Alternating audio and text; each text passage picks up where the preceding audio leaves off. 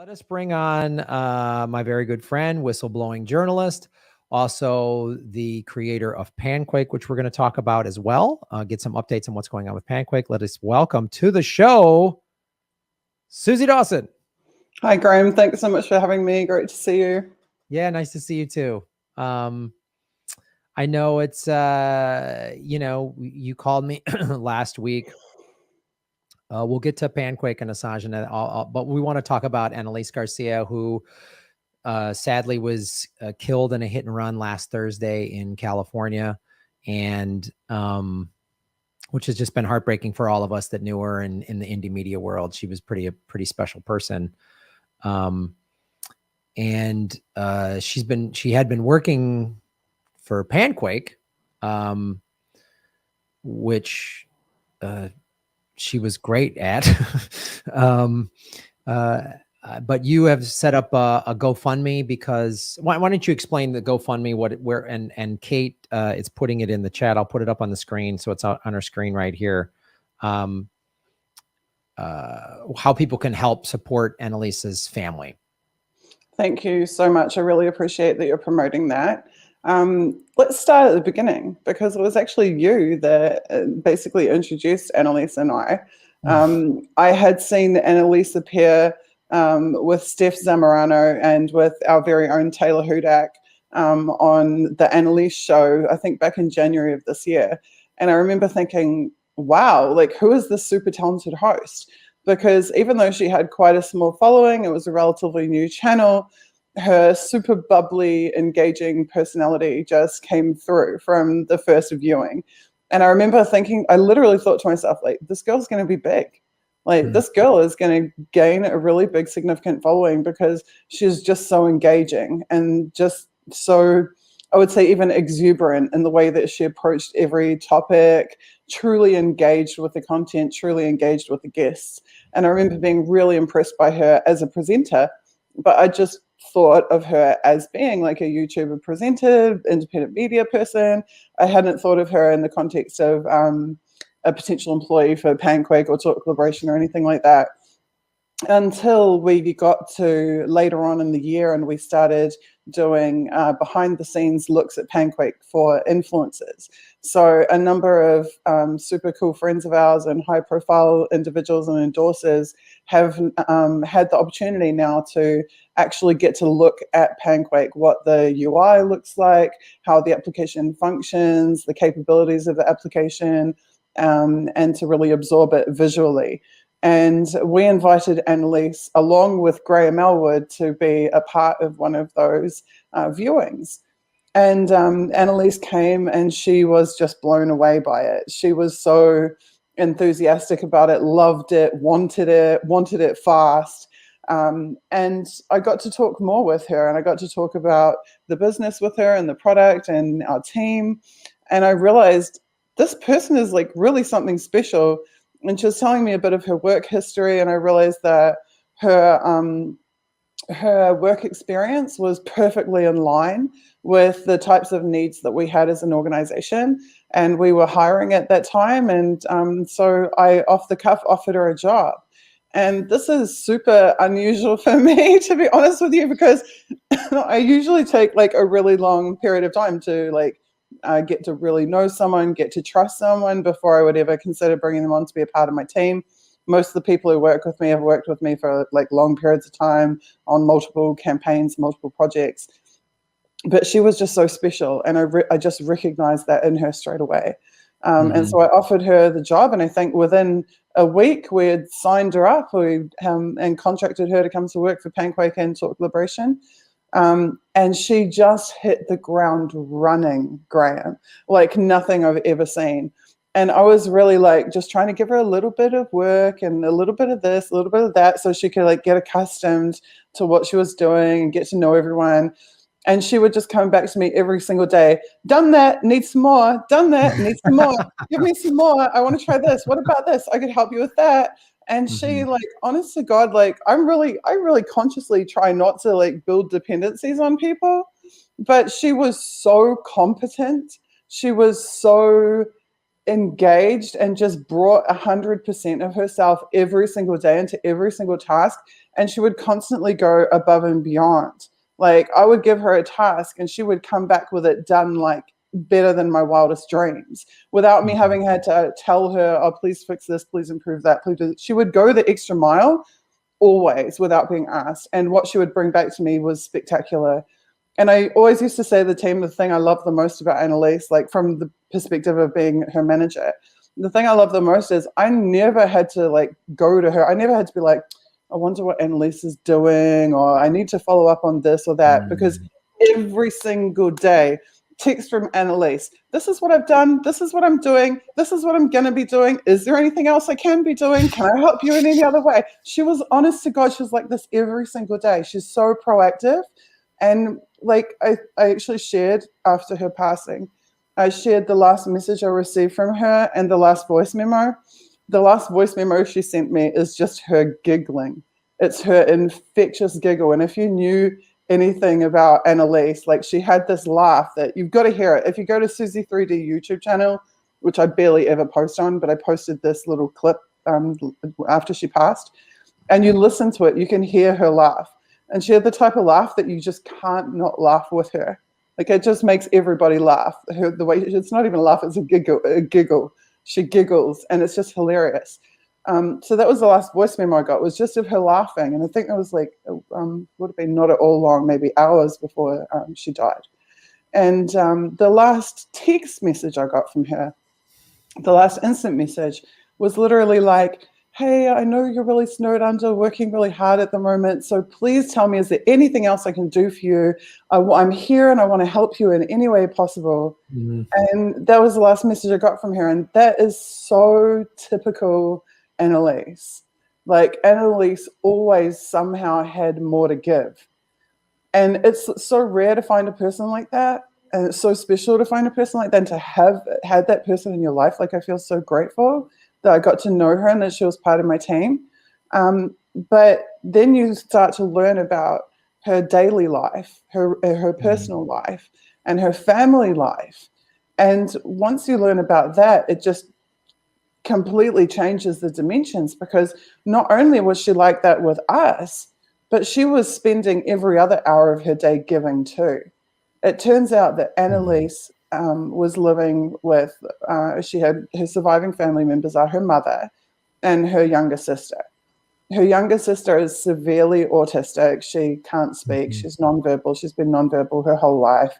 She can't perform basic bodily functions for herself. She needed really hands-on, full-blown caregiving on a daily basis. Annelise was her full-time caregiver for her younger sister. And her mother has had cancer and has just been going through big courses of chemotherapy. And Annelise was the caregiver for her mother. So Annelise was getting up at 7 o'clock in the morning every day, caregiving for her sister until the early afternoon while her mum worked. Then her mum would come and take over the caregiving of the sister. And in the meantime, Annelise was taking her mother to the chemo appointments and sitting through the whole chemo course with her and supporting her mother through that. And then Annelise was coming to work for Panquake every early afternoon till evening. She'd work for Panquake and for Talk Liberation. For those of you that don't know, Talk Liberation is a tech and privacy focused publication that we have. It's talkliberation.substack.com. So Annelise was relationship manager for Panquake, which meant that she used to communicate with you, Graham, and all of our endorsers and the key business relationships we had. She was the person just sending information, receiving information, helping people, facilitating the relationship between the business and the people who we are associated with. And she also, maybe 3 weeks before she passed, she became the coordinator for our digital media team that produces Talk Liberation. So she was working with video producers and graphic designers and Taylor, our show host, and our various tech support staff. And she was coordinating the entire Talk Liberation project. So actually the most recent article that we just published a few days ago on Talk Liberation was the last publication that Annelise worked on for us. But every week she oversaw that entire project. And that just goes to show, like, you know, and so I think she worked for us for about 4 months, maybe 4.5 months. And in that space of time, she took over and was not even competently, but like more than competently managing like major areas of our business. And so it was just an absolutely enormous loss. And I really appreciate you raising the GoFundMe. Sean O'Brien, our Chief Security Officer, actually got together with Annelise's family, helped them to set that up, passed it over to them so they manage it, and they receive 100% of the funds from that GoFundMe.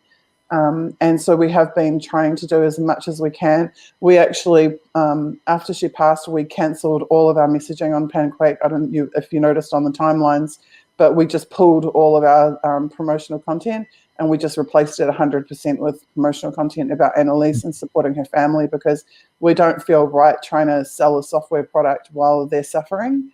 And so we're really trying to raise those funds to support her family. Her family were completely reliant upon Annelise's income for medical expenses, living expenses, vehicle payment expenses, all sorts of expenses. She was their sole provider, and this has totally financially devastated them. And obviously we're doing everything we can to support them in all ways. But of course, we ourselves are reliant upon donations as well. So we're a crowd-funded project, a crowdsourced project. We don't have commercial backing, or we're not backed by corporations or governments or security agencies like many other major social media platforms are. So we're doing absolutely everything we can, but ultimately it's the wider community that we need to pull together to help to support this family.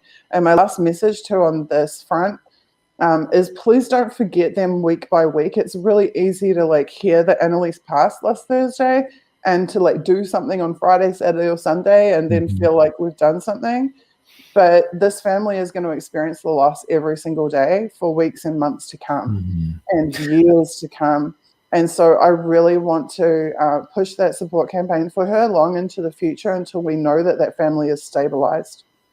Yeah, and that's a great point. And I don't, this is just a question, I don't know if it can even be answered today, but just something to consider. I just popped into my head, Annelise's show was on Rockfin, so she was getting paid in their Ray token. So I don't know if Sean or someone has reached out to Rockfin, and I could help facilitate that to make sure that the crypto payments that she was getting and probably will continue to get are going to the family, which my guess is they wouldn't, the mom probably doesn't even know how to like convert Ray to Ethereum to cash and all that whole process. So that might be something we could try to figure out on how to get that taken care of. I don't know.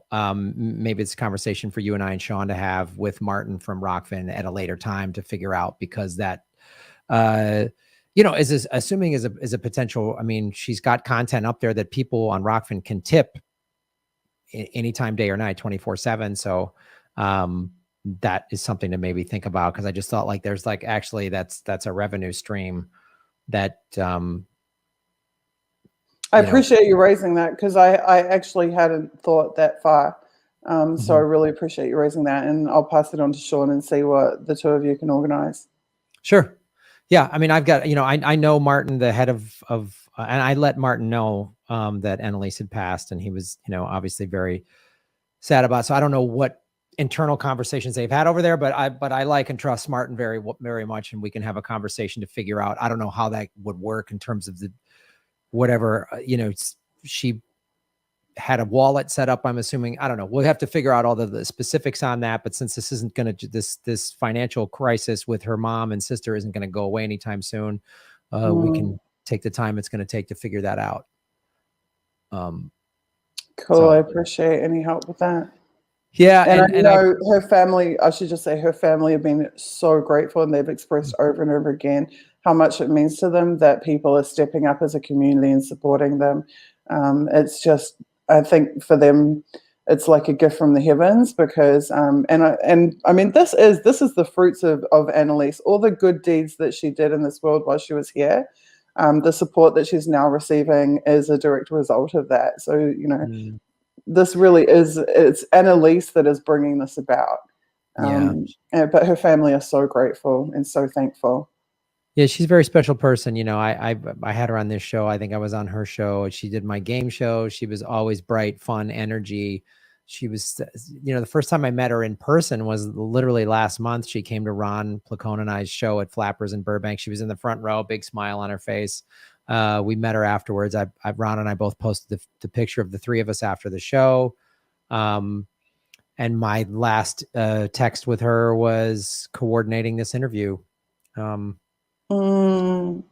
I know. When I wanted to check the date and time, I went into my messages with Annelise, because every single time she did a booking for me, every week I would get this updated text message from her that says Susie's upcoming events, date, time, platform, link, and then she would have all the different time zones listed, like time zone for the interviewer, time zone for the guest, time zone for, like, she's so freaking organized, it's unreal. But when she came to see you and Ron and she met you guys, she was so excited. She actually sent me that photo, like right when you had taken it. She sent it to me straight away. And she's like, I met them. I saw them. Look, you've got a photo with them. Like, she was so happy. Actually, that's the other thing I'd like to tell you. It's the greatest thing, actually. I was talking to her best friend of 12 years who is helping to support her family right now. And I said to her, Annelise was so happy. Like, in the lead up to her passing, like she told me, she's like, I love my job. I love what I'm doing. I'm happy. And I said that to her best friend, and her best friend said, yes, this is the happiest that I'd seen her in years. She was very happy. She loved her life, loved what she was doing, loved the people she was working with. So that for me too is really gratifying to know that right up until her final moments, she really was very, very happy with her life. Yeah. And we're all better for knowing her in one way or another than having her in our lives. We're all lucky we got to know her. So it was really remarkable. Last weekend we had a full team meeting like we do every weekend, where all our staff are together and we talk through what we've done that week and what we're going to do next week. And this meeting, we just cancelled everything and we just all talked about Annelise together. And every single member of our team was sobbing. All of the women, all of the men, all of us were just sobbing, because she's such an enormous loss. And to have one employee touch every single member of an organization to that extent that they're all just devastated, again, really says so much about how she was able to create authentic connections with everybody that she communicated with, and how she was able to have an impact on everybody that she communicated with and worked with. And to be honest, we all cried for days. I'm all cried out. I cried from Friday through Sunday nonstop. And I guess that all we really can do is take action to support those who are left behind. And so that's why donating to that GoFundMe, you really are helping to transform this situation for that family. Yeah, that's great. So folks, you can see it right on the screen there on the YouTube and the Rockfin. That's a great way to help out. And we'll have that for a while. Hello, everybody. My name is Graham Elwood. I'm here with Suzie Dawson, and do you want to discuss like what's going on with Panquake right now, or you just want to keep that on the back burner for now? I'm happy to talk about Panquake. It's funny because like when I made the decision to pull all of the Panquake content and just do 100% Annelise, I can kind of feel her up there going, what are you doing, Susie? Like, I want this project to be successful. What are you doing? But at the same time, I'm yelling back, no, this is about you. Damn it. This time is about you. But yes, I mean, another big independent media person said to me, Annelise was all in on Panquake. And I said, yeah, because Annelise has seen Panquake. I think it's quite difficult for a lot of people in the public. They support us, they love the idea of Panquake, but they haven't yet got to see it. And there's very obvious reasons why we haven't been able to just release it yet. But well, it should be noted. It should be noted here. she's seen how good Panquake is and what it's going to do, but she's also experienced firsthand. She was literally deplatformed by YouTube. She contacted me, and they shut her show down. And getting her on Rockfin was like important because they had completely shut her down. She had nothing. I mean, just like they just shut, and her show wasn't even, she didn't have like hundreds of thousands of followers. So I'm like, wow, just the potential of her becoming a threat, they're not even going to risk it. And so she saw how big tech can just pull the plug on you. I mean, I've been demonetized, but they haven't deplatformed me. I mean, we're talking right now on YouTube. And so she saw not only how big tech can just come in and just go, boom, you're done. And then firsthand then knew the value of why Panquake was so important. I mean, she, watched all of us and watched a lot of our shows on indie media and all that, but also saw her own show, her own voice get just like shut down by big tech. And I think there was, I'm sure, I mean, I had talked to her a little bit. I'm sure that was a big part of her fueling her, like, we got to get Panquake up and running. We got to get this thing done because people like me are, and all these other shows that have either been deplatformed or at least demonetized. It's the time is now for Panquake. Can I read her words about Panquake? Sure.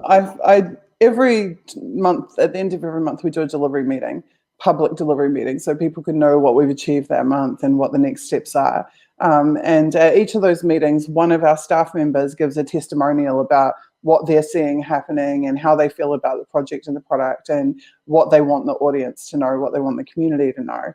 And a few months ago, Annelise was the person who gave the testimony for that month. And I feel like it's so much more powerful to hear her words, see her perspective and why she was, as the other media person noted, all in on Panquake. I'll just read it for you. This is what she wrote. I remember when I first got to see Panquake behind the scenes.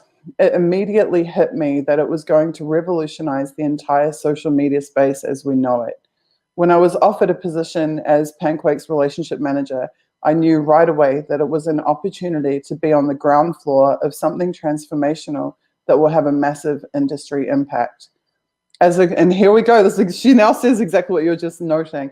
As a content creator that's felt the wrath of big tech through censorship, shadow banning, and shady algorithms, I know that if I want to fix the problem, I must become part of the solution. Now I spend my days working to expand Panquake's reach, endorses, relationships, and media appearances like this one, with the understanding that I am a small part of helping put the power back in the hands of you, the user. From having no ads to no collecting or selling of user data to no censorship to absolute control over what content you see in your timeline. Compassionate accounts and complete transparency through the blockchain. The reasons for choosing Panquake are crystal clear. Freedom of speech is one of the most consequential rights a human being can have. And with all of the censorship seen from big tech, mainstream media, and corporate interests, it's no wonder the people are ready for change. If you believe in a better tomorrow, a world where freedom of speech is not crushed by a nameless, faceless oligarch, then it's time for you to get involved just like I did and become part of the solution with us. It's time to make social media what it was always meant to be from the beginning. A place to express yourself freely and connect with others around the globe. Go to panquake.com today and support us to help build a better tomorrow. Si se puede. I think it's terrible Spanish pronunciation on my part, but of course, Annelise was Cuban, and Annelise spoke Spanish, and she actually helped us a bit actually with our Spanish translations too on Talk Liberation. Wow, those are powerful words, and that's what it was all about. That's why working for Panquake for her was not just a job. It was really more of a mission, because we all, any content creator, we all understand how important Panquake truly is. So anybody who's just kind of tuning in for the first time to my show and maybe might not be aware, we've been talking about Panquake on this show since I think January is the first time you were on the show, and we've had others to discuss it. Give everybody just a quick background what Panquake is. Obviously, we're all aware of big tech shadow banning people, throttling, flat out deplatforming, demonetizing, and how big tech can basically kind of pick and choose whatever and it is, the internet is sort of the last bastion of freedom of speech, and they are, they're stifling it. I mean, we've seen, even just this, Facebook whistleblower, I think she's sort of part of the problem a little bit, but I'm glad she's come forward to a little bit, but she just came out and explained how Facebook targets people and stirs up trouble and, targets children and this and that. So give everybody just a quick backdrop on what Panquake is going to do, and then we can get into the specifics of where it's at right now in its development. Panquake is your lifeboat away from big tech censorship, exactly like you said. Panquake allows you and only you to decide what appears on your timeline. So you get to repossess control of your eyeballs, basically. Because what big tech is doing is they're controlling what information you see, and they're controlling your ability to circulate information. So they're interfering on information coming into you, and they're interfering on information going out. And Panquake removes that barrier from both transactions in inwards and outwards communications. We don't decide what people see, people decide what they see. And we, instead of creating tools to suppress their ability to gain reach and circulate information, we have developed a whole set of custom tools which dramatically enhance social reach and which create a completely flat level playing field. So if CNN decides to get a Panquake account, CNN will have precisely the same ability to circulate information or to reach people with their information as you, Joe Blogs down the street, will have. So it is a level playing field. Everybody has the same capabilities to circulate information and gets to have freedom of choice over what information they want to consume, what they want to see, and everything appears in time linear order. So it's not in any way manipulated. We have no content manipulation algorithms at all. Everything is managed and supported by humans. And our blockchain means that any moderation that we need to engage in, for example, removing child porn or something like that, our entire community can see what was removed, why it was removed, when it was removed, where it was removed from, and by who. And that's just revolutionary because, as we all know, Facebook, Twitter, and everyone else is censoring all day, every day, and doing so in a really opaque way where you never really know who, where, when, or why they were doing it. So we solve all those problems. And that's a good point I want to make this very clear to the audience. So you're using blockchain technology. You are on servers that are not on Amazon. So no one can come in and shut this down. We are hosted in Iceland. Mm-hmm. Our infrastructure is in Iceland. Yep. And Iceland, I'm a fan of Iceland since they jailed the bankers after the 2008 housing crisis on something America hasn't done, which won't come back to bite us in the ass at all. But you put that out there. And I just want people who might not be as familiar with what blockchain technology is. It's in essence an open ledger that everybody gets to see. It would be like having a physical ledger that like 100 people had. And if you made a change in it, all 100 people would have to look and verify Can see it. Yeah. It's just like a notebook. Exactly. Yeah.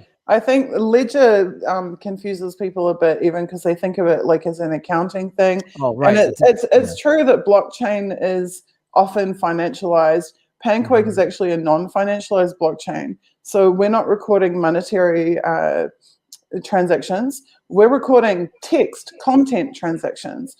So you send a message on Panquake, and that message, the actual text, is what's going onto the blockchain for everybody to see. So if we come along and go, hey, there's some problem with that, someone's asking if it's our own blockchain. It is our own custom blockchain from the ground up. Everything about our application is a custom build designed, developed by us. Yes.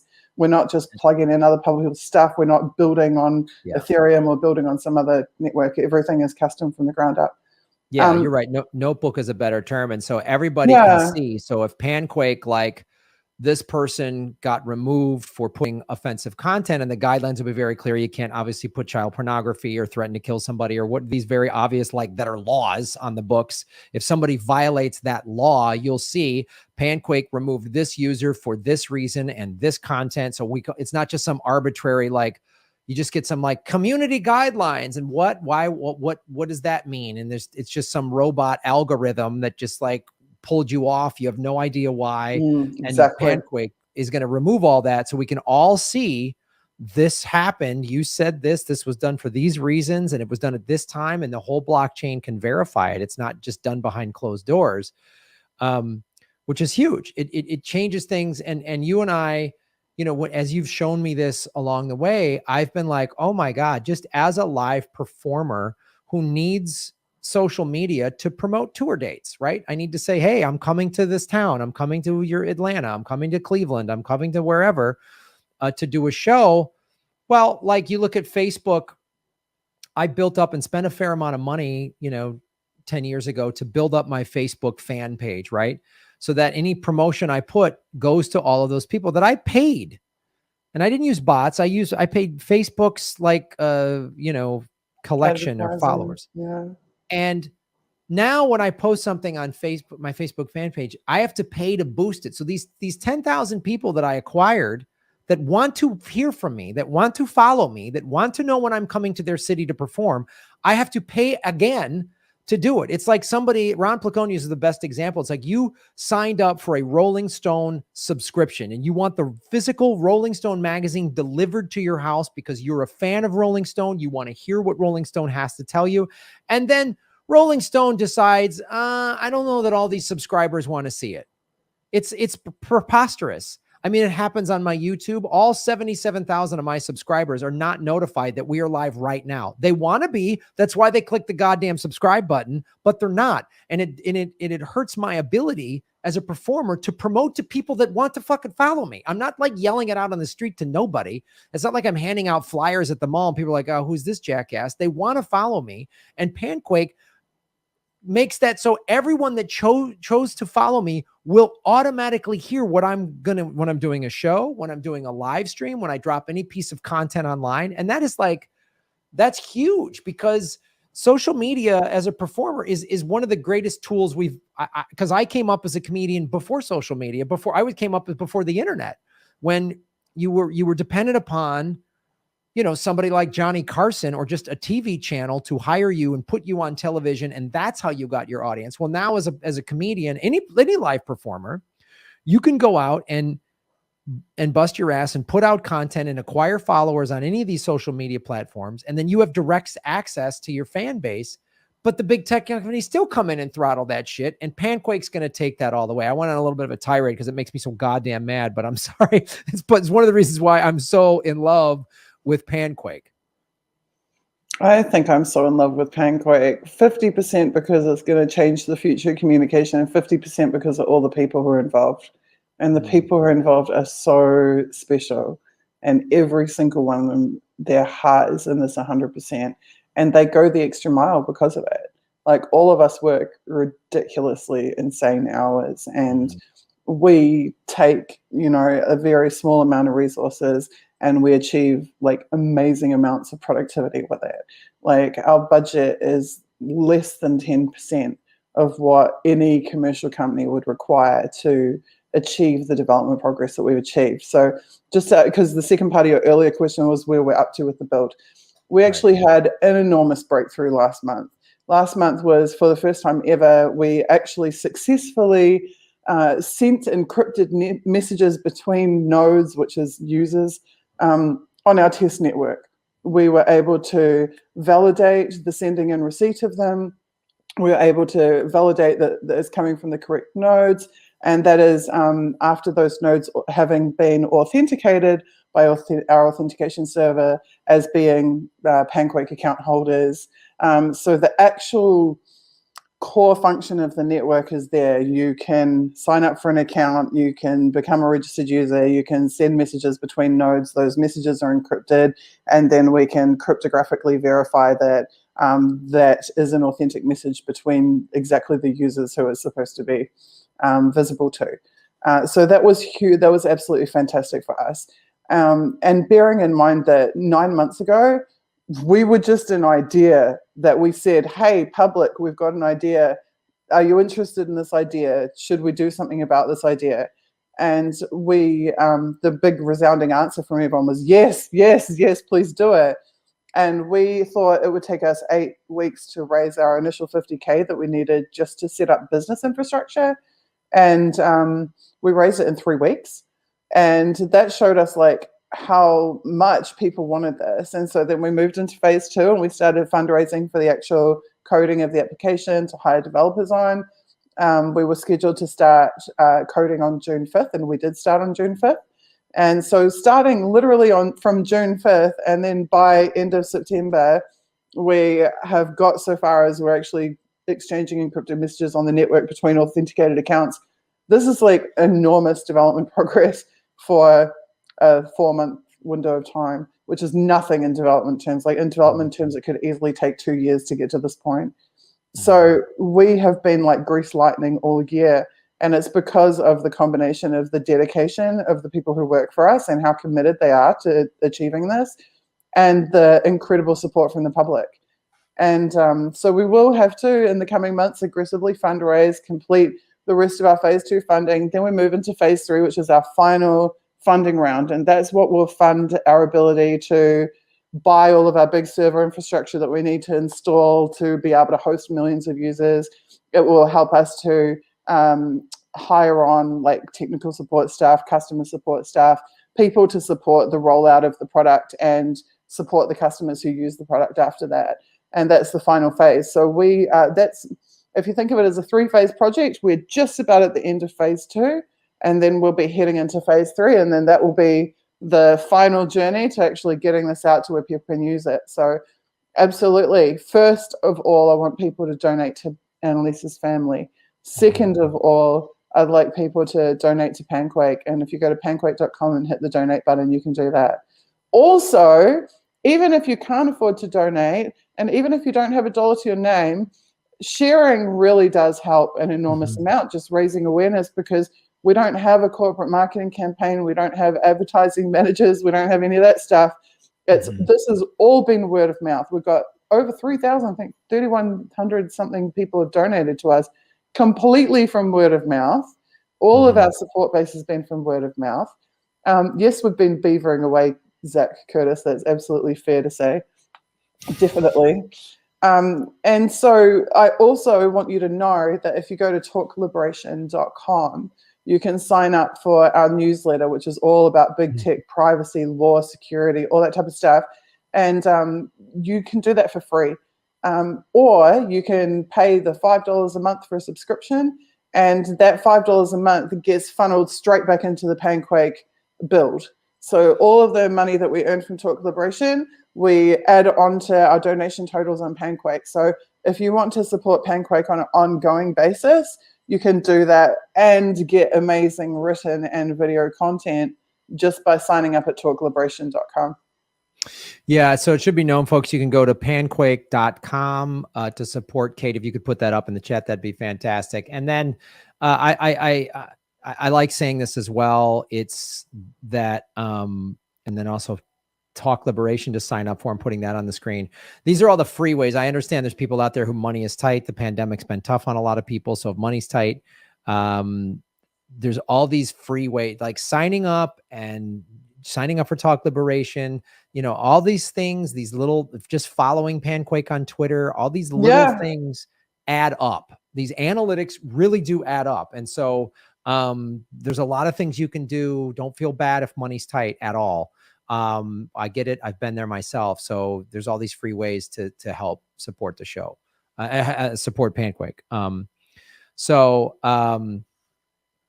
That's what you should do, folks. Go to panquake.com to help support what Suzie Dawson and everybody over at panquake.com are doing. Hello, everybody. My name is Graham Elwood. You are watching The Political Vigilante. I am here with Suzie Dawson. We were just talking about panquake.com. And which you can go there and sign up and everything. And if you're watching, please hit the like button, subscribe, and whatever platform you're doing. There's a lot of great ways to support what we're doing here.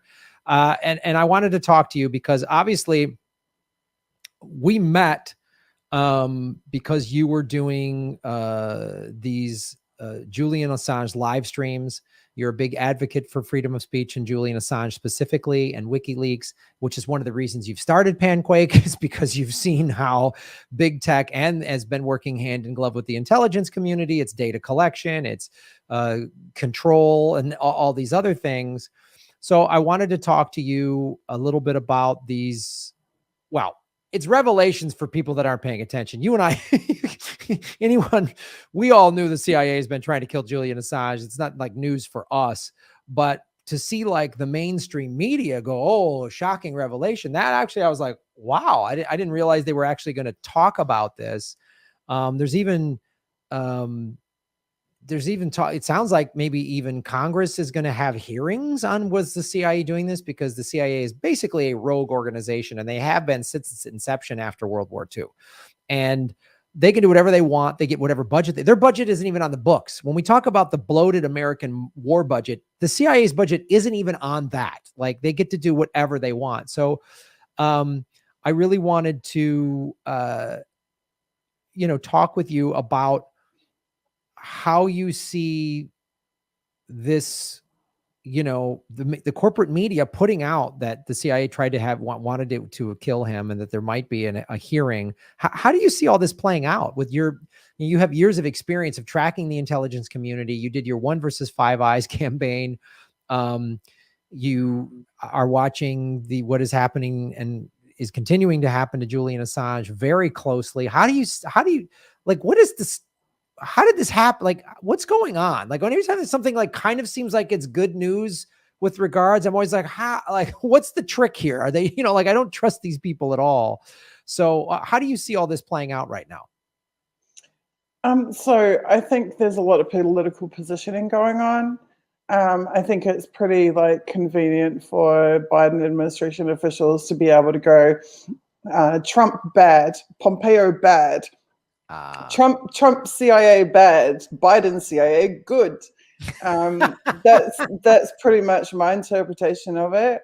Certainly Julian's life was at risk long before Trump or Pompeo were around.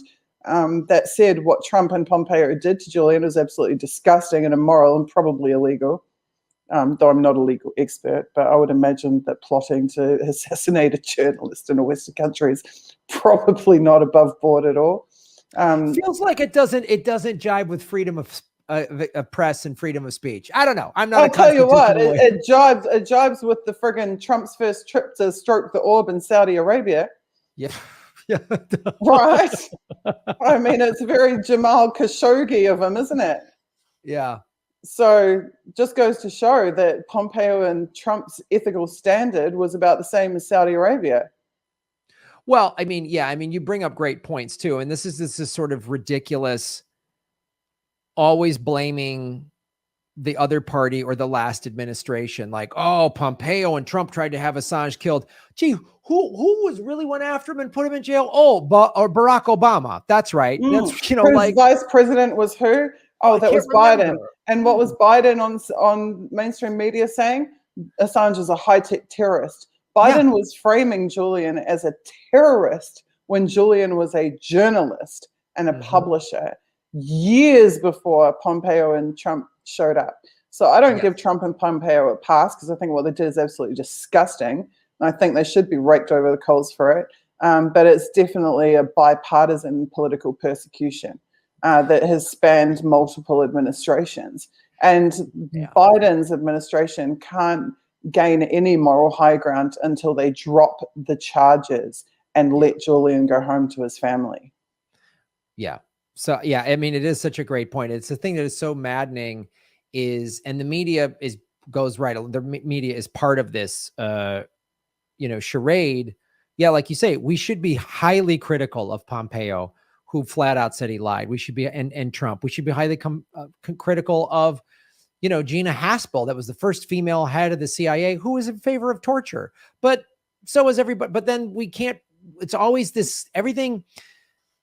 everything in our media and in our ridiculous, two-party system, which is designed to keep Americans divided, distracted, and afraid, is like, when a Democrat does something awful, Fox comes down hard on them, but turns a blind eye to what the awful Republicans did. And when a Republican does something awful, CNN and MSNBC come down hard on the Republican, but then turn a blind eye to all the Democrats that did the same awful shit. It's just like, and it shows you the thing that Assange has been very, and WikiLeaks were on the forefront of showing that this two-party thing is it's just theatrics. It's professional wrestling, and who's really in charge. I mean, Assange said it about Afghanistan.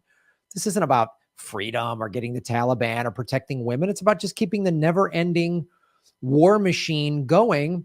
And Afghanistan and Assange are basically very similar in the sense that you had 4 presidents from 2 political parties spend trillions of dollars to keep this war in Afghanistan going. Like you said, like we've had presidents from both political parties target, try to kill, try to silence, smear, jail Julian Assange. And we're supposed to think that one party's better than the other with regards to this. It's a joke. I mean, it's literally like swapping out drug cartels and saying, well, this drug cartel only sold to some children and this cartel, like, it's just like, it is just a political football that is just they're like competing mafia families. I've said that all along. That was exactly what I said about the 2016 election.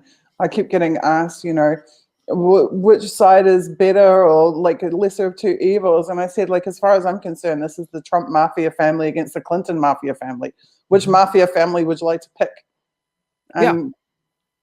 That's that obvious to me. And I go, and this is not unique to America either. This is true of every government in the world, even the ones where you're taught, oh, this is a great leader and a revolutionary leader and a blah, blah, blah, blah, blah. Mm-hmm. These governments operate like mafias. They all do. Yeah. You challenge a government in any country, you're going to end up on the shit list very fast. Maybe Iceland is maybe Iceland is different. I don't know. It's a tiny miniature population. It's in the middle of nowhere. And yeah, they did jail some bankers. But 99% of countries, if you challenge power, if you challenge the powerful, you are going to be persecuted, whether or not CNN will admit that it's happening.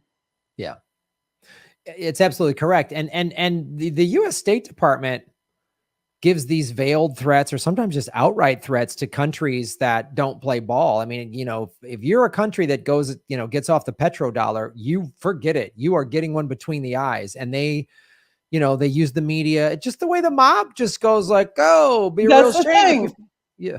Like exactly. You might fall down a flight of stairs. You interfere with the mafia's income. What happens? Right. Oh, you get taken out. Exactly. You interfere with the warmonger's income. What happens? You get taken out. And as you said, Julian hit the nail on the head. Afghanistan was about kaching. It was kaching to the tune of literally trillions of dollars. And they are going to hold tight to their ability to generate that kaching for as long as they possibly can, and to hell with anyone who gets in the way. And Julian absolutely got in the way. Julian changed the outcome of situations that massive amounts of money and political engineering had been poured into creating. WikiLeaks had a material impact on the ending of the Iraq War. That is freaking enormous. When was the last time a media organization had a material impact on ending a war? Yeah, didn't happen. I know it's impressive to see all of the stuff that has happened, but I guess, since this obviously is just a political football to say, and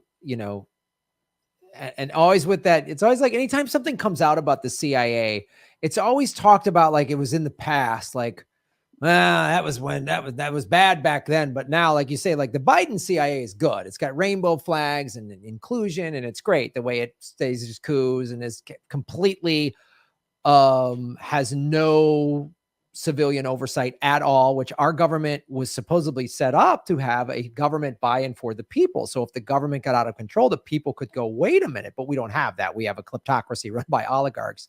So since this clearly is just another, Trump bad, Biden good maneuver, how do you see this playing out with Julian Assange? In terms of his court hearings next week? Yeah. on, I think it's the 28th and 29th of next week in London. Mhm. I feel like they're hedging their bets.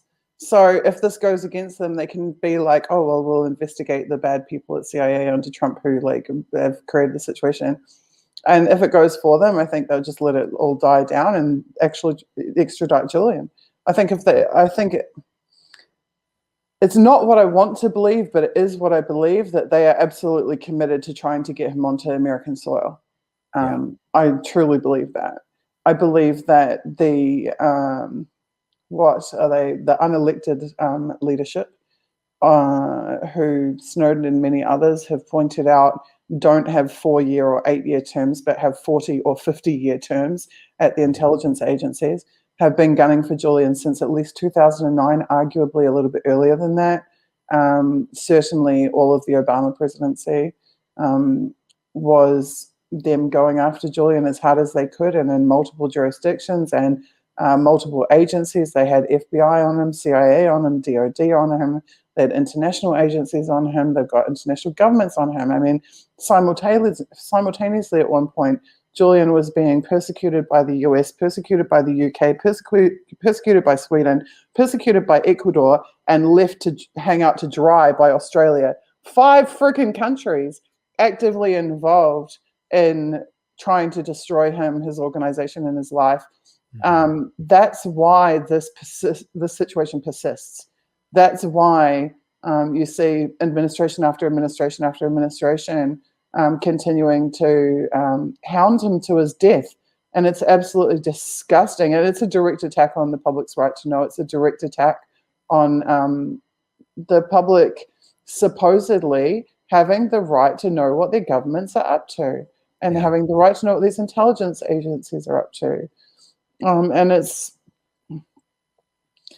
the persecution of Assange is indicative of, and whatever they are able to get away with, is indicative of the wider global situation in the relationship between citizens and governments.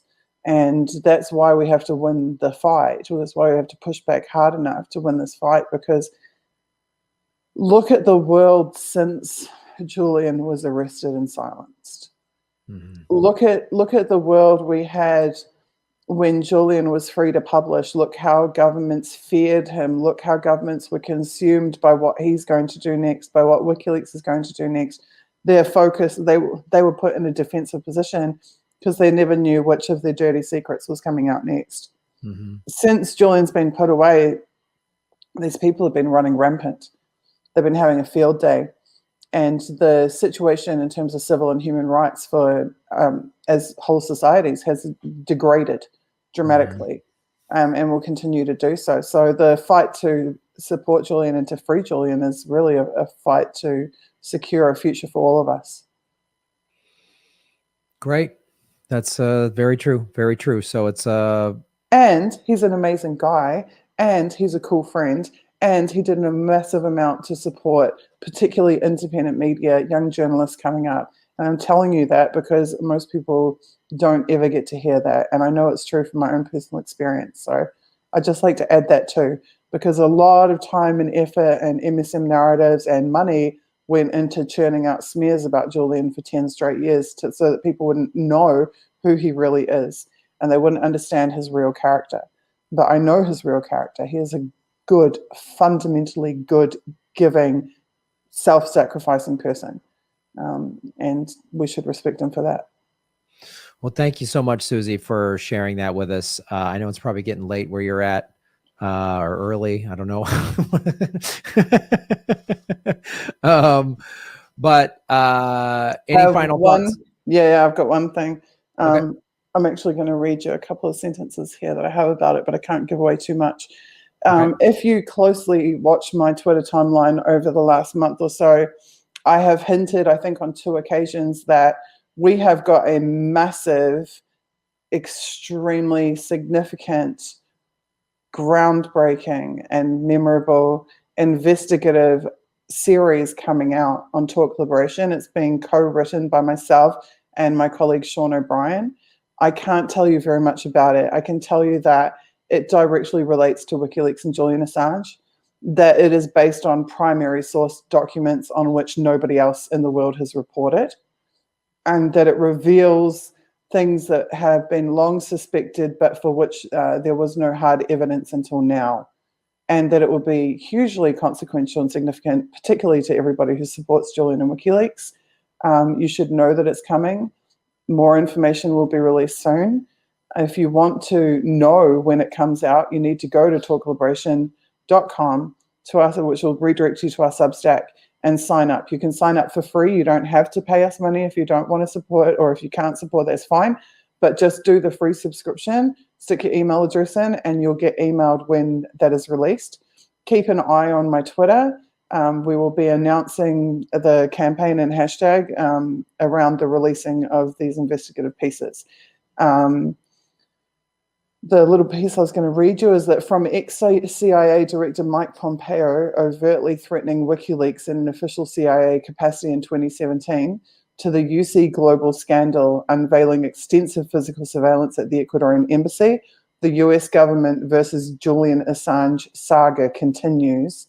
Talk Liberation, our publication, have obtained unique data sets that will further advance public understanding and insight into the activities of those seeking the destruction of Assange and WikiLeaks. And once again, we don't have a PR team, we don't have an advertising agency. This is all word of mouth. So if that is something you want to know about, and if that's something of significance to you, spread the word. Go tell everybody that this is coming. And I'm making you thirsty. That's funny. An enormous amount of work and sacrifice has gone into producing this series because it's historically important and it's significant to all of us. So all we're asking is that you sign up and read it. That's it, and that you tell people that it's coming. I deeply appreciate that. And thank you. Yes, that is it. talkliberation.substack.com. I'll put that on the screen right now. talkliberation.substack.com. Yeah, sign up, folks. And that'll give me another excuse to come back on Graham's show. Yes, any excuse to come on my show. You're always welcome on the show, Suzie. It's always great to see you. And tell everybody working over at Panquake that very much appreciate the work that they're doing, and also taking the time to tell us how valuable Annelise Garcia was. So and to help and give and just set up the GoFundMe to help her family. It's all very much appreciated by everybody. So thank you for your support, and thank you. I know you were absolutely gutted as well to hear about Annelise, and I know she loved you so much, and you brought a lot of joy to her. So I will try not to cry, but thank you, Graham. I'm really grateful to have had those shared experiences with you and her. Yeah, she was wonderful. And thank you, everyone who's watching and paying attention and giving of yourselves too. Thank you so much. Appreciate it. All right, Suzie, say hi to everyone back there, and we'll talk soon. Okay. Night, everyone. Right. Bye-bye. Hey, everybody. Thanks for watching. We are still in our 9th month of demonetization from YouTube. So support what we're doing at patreon.com/Graham Elwood or rockfin.com/Graham Elwood, which is a blockchain cryptocurrency platform. It's free to sign up, and there's a premium level at $10 a month. And for that, you get everybody on the platform's premium content. Myself, Lee Camp, Ron Placone, Jimmy Dore, Whitney Webb, Kim Iverson, Abby Martin, and many, many others. You can also support what we're doing at Venmo at Graham-Elwood, and go to GrahamElwood.com. We have a PayPal button and a PO box. I also have crypto wallets, which are all in the show notes. Thanks for supporting what we do.